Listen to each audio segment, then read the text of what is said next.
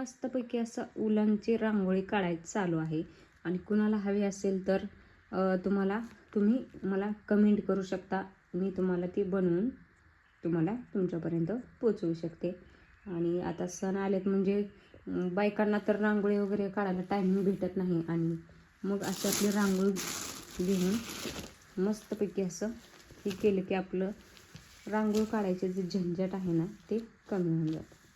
तर कोणाला पाहिजे असेल तर कमेंटमध्ये नक्की सांगा.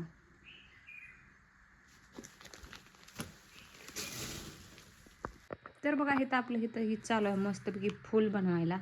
आणि इकडं आपली हे सगळं उलन वगैरे असं पडलेलं आहे इथं. आणि अजून आपण बनवलेलं आहे हे बघा, हे आपण बनवलेलं आहे.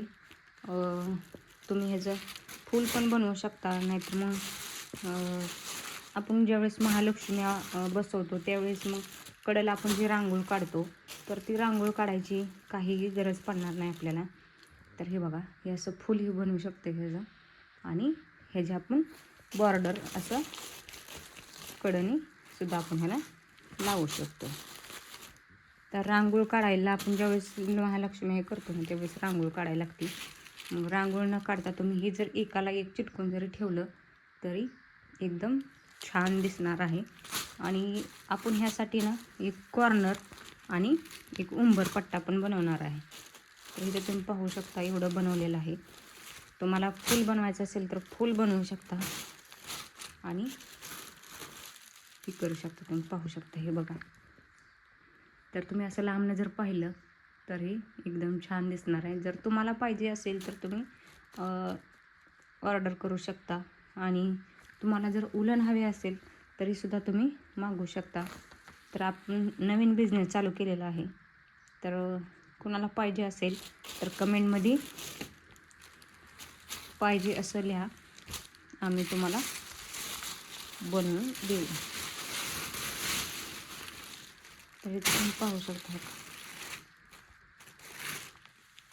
तर इथं आपली अशी बनवून तयार आहेत. आणि आता हे मोठं फूल बनवायला चालू आहे. तर ही आपल्याला ऑर्डर आलेली आहे ती द्यायची आहे त्यांना. आणि ह्याच्याबरोबर अजून एक ही तर 4 बनलेले आहेत. अजून अशीच मला 7 बनवायचे आहेत. एक उंबरपट्टा आणि एक कॉर्नर. तर हे आपले 2000 रुपयाला ऑर्डर मागितली आहे. ती तिथं चालू आहे द्यायला. तर तुम्हाला कोणाला पाहिजे असेल तर कमेंटमध्ये नक्की सांगा. आणि हे 3 फुटाचं चालवायला आहे आता आपल्याला सध्याला बनवायला. आणि हे संपूर्ण असं येणार आहे. तर हे जे आहे ते हे घरचं आहे. हे काय मागवलेलं वगैरे नाही. हे मी घरचंच तयार केलेलं आहे घरी स्वतःसाठी. तर कोणाला पाहिजे असेल तर कमेंटमध्ये नक्की सांगा.